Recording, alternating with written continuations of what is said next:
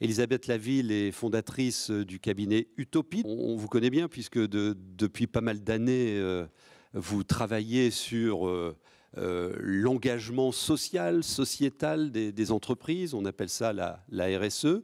Et finalement, en toile de fond, il y a un peu ça dans ce que tu nous proposes aujourd'hui. Et puis Anne-Sophie Novelle, journaliste, réalisatrice, documentariste, et qui a produit un documentaire. Alors merci d'être là, parce que c'est pile dans notre sujet. Les médias, le monde et moi, où elle a ausculté la société française et son rapport aux médias. Et on sait aujourd'hui toutes les défiances qui peuvent s'exprimer autour de cette relation. Vous nous en parlerez dans quelques instants. Alors, donnez-nous des éléments de preuve que ce qu'ils veulent faire, s'engager au service du territoire, que c'est un engagement profond et que ce n'est pas seulement une mode. Parce que si c'est une mode, c'est mort, quoi. En fait, au risque de vous surprendre, je dirais que c'est les deux. D'accord. Il y a clairement une mode en ce moment, mais il faut en profiter. C'est un peu, moi je fais du surf un peu très mal, mais c'est un peu comme en surf. Vous avez plusieurs vagues et chaque vague emmène un nombre croissant de gens, d'entreprises dans un mouvement qui est un mouvement de fond. Donc c'est clairement une mode. On voit bien en ce moment, vous avez la loi Pacte dont on parle beaucoup, qui est une loi qui refonde un peu les règles économiques, bon, peu importe dans les entreprises notamment. Et dans cette loi Pacte, il y a un petit article sur ce qu'on appelle maintenant l'entreprise à mission. On en avait parlé avec Jean-Dominique Sénard et Gabriel il n'y a pas si longtemps, pas 6 très loin décembre d'ici. dernier. Exactement, pas très loin d'ici. Donc il y a un mouvement de fond autour de cette loi Pacte sur l'entreprise à mission. Elle prévoit quoi? Elle prévoit la possibilité pour les entreprises qui le souhaitent de se doter d'une raison d'être, avec l'idée du coup d'affirmer que l'entreprise n'existe pas que pour gagner de l'argent. En gros, c'est une question de fin et de où est la fin, où est les moyens. C'est un peu comme on dit, faut manger pour vivre et pas vivre pour manger. Au niveau individuel, bon, c'est un peu la même chose. Mais un autre signe, par exemple, dont on avait parlé d'ailleurs historiquement avec Gabriel, c'est le patron de BlackRock, premier fonds d'investissement au monde quand même. Donc là, on ne parle pas d'un baba cool militant. Des centaines de milliards. Ça fait 2 ans que dans la lettre qu'il envoie chaque année aux entreprises dont il est actionnaire, ils sont actionnaires, premier actionnaire d'une entreprise sur 5 aux États-Unis, c'est colossal. Il dit, l'an dernier, sa lettre janvier 2018, ça s'appelait Sense of Purpose, donc le sens d'une mission, d'une raison d'être.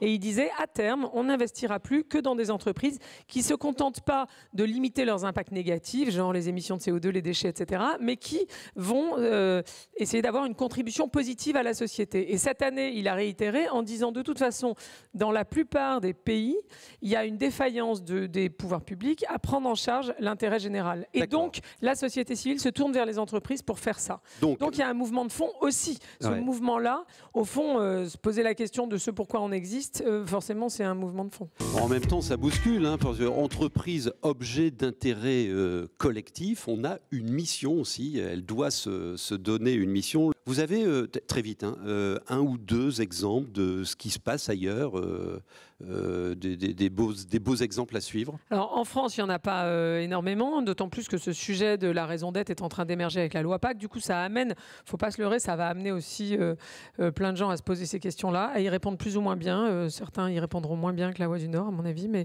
en France, on n'a pas énormément de choses. Néanmoins, si vous avez vu dans l'actualité récemment, le MEDEF, qui d'ailleurs était contre la loi Pacte de manière amusante, s'est doté d'une raison d'être, du coup, quand même, sentant qu'il fallait le faire. Carrefour, il n'y a pas très longtemps, a dit nous aussi, on a redéfini notre raison d'être, c'est la transition alimentaire. Et ce qui est intéressant, et on va en parler tout à l'heure, c'est pas juste d'affirmer, c'est très bien le grand principe philosophique, mais nous on dit toujours c'est comme dans l'éducation, il faut des racines et des ailes.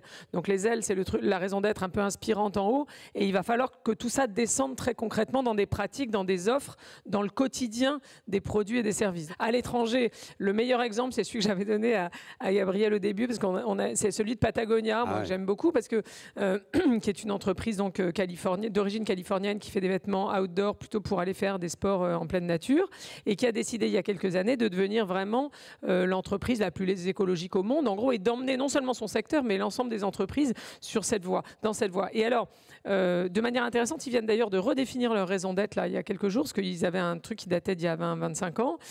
Donc là, la nouvelle, c'est Patagonia is in business, donc nous agissons to save our home planet. Donc ils ont fait cash, c'est-à-dire en gros, on est là pour sauver la planète, point barre. Et du coup, bon, mais dans leur cas, ça les amène à faire plein de choses. Ça a été les pionniers du coton bio, ça a été les pionniers de la récupération des vêtements, du recyclage des vêtements. Ça les a amenés en 2011 à faire cette prise de position incroyable au moment de la Fashion Week avec une veste Patagonia dans le New York Times en disant n'achetez pas cette veste, en expliquant que le renouvellement accéléré des fringues, c'est l'horreur écologique et que donc il vaut mieux garder des vêtements, les réparer, les racheter, les revendre, etc. Maintenant, ils ont toute une campagne sur la réparation, des choses qui ont l'air en apparence anti-business, de manière intéressante même chez Patagonia, parce que depuis qu'ils ont lancé cette campagne, qui avait l'air de dire achetez pas nos fringues, vous avez entendu, les gens disaient ah ben ils font les malins, mais les ventes de Patagonia ont augmenté de 40% dans les 2 ans qui ont suivi. Donc les gens ont envie, et ça c'est hyper important de comprendre, les consommateurs, qu'on soit enfin tout le monde en France, il y a plein d'études dans plus de 20 pays, etc., qui montrent que les gens ont envie de marques, d'entreprises qui prennent des positions et qui s'engagent sur des sujets de société. Tu parlais de phénomène de mode, entre guillemets, et c'est pas faux, tout le monde est en train de chercher des raisons d'être en ce moment. Moi, j'ai envie de dire que finalement, la Voie du Nord, qu'est-ce qui est inscrit sur le fronton du bâtiment de la Grande Place de la Voie du Nord ?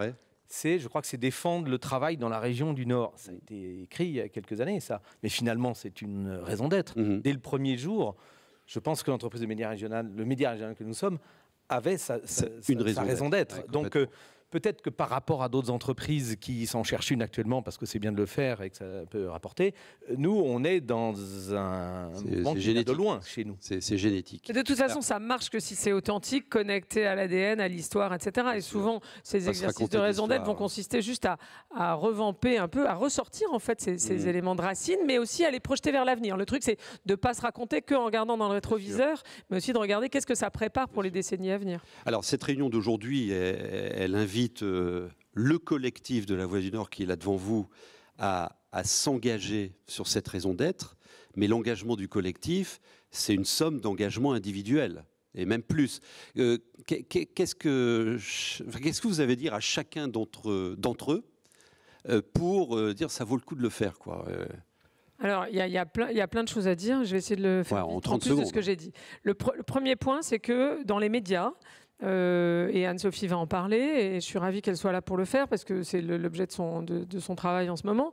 Il n'y a pas beaucoup d'exemples. Franchement, moi, j'étais très, très en contact avec The Guardian, qui a essayé de faire beaucoup de choses sur ces sujets-là historiquement. Il y a tout le mouvement du journalisme de solution, du journalisme positif, du journalisme à impact, mais qui est quand même assez ponctuel. Il n'y a pas de médias, curieusement, qui soient engagés comme entreprise, comme marque, dans un projet comme ça. Donc, il y a une opportunité et en France, il n'y en a pas. Hein. À la limite, à l'international, on en trouve quand même, mais en France, il n'y en a pas. Donc, il y a une opportunité de leadership et de montrer des voies, une nouvelle voie pour les médias dans un moment qui est économiquement pas facile pour les médias. Donc s'il faut se réinventer, il faut commencer par ça.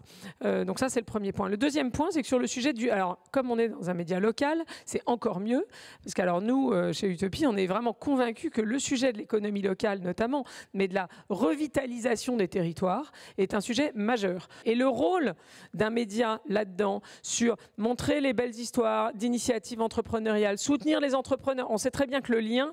Et pour répondre à ton point sur l'individuel, le collectif, on voit très bien qu'il n'y a pas d'engagement individuel sans engagement collectif. Donc c'est très complémentaire. En fait, c'est pas l'engagement collectif, c'est la somme des engagements individuels. Il faut d'abord l'engagement collectif pour emmener les individus en interne ou en externe. Et évidemment, après, il y a un espèce d'effet vertueux où l'un nourrit l'autre et inversement. Et on voit ça sur le développement durable, on voit ça sur la santé, on voit ça sur l'entrepreneuriat. Vous regardez une initiative comme Bouge ta boîte qui est présente dans le Nord, qui soutient l'entrepreneuriat féminin. On voit très bien que les entrepreneurs seuls, elles n'y arrivent pas, et dès qu'elles se mettent en réseau, ça marche. Et donc il y a un pouvoir du collectif qui galvanise les énergies individuelles.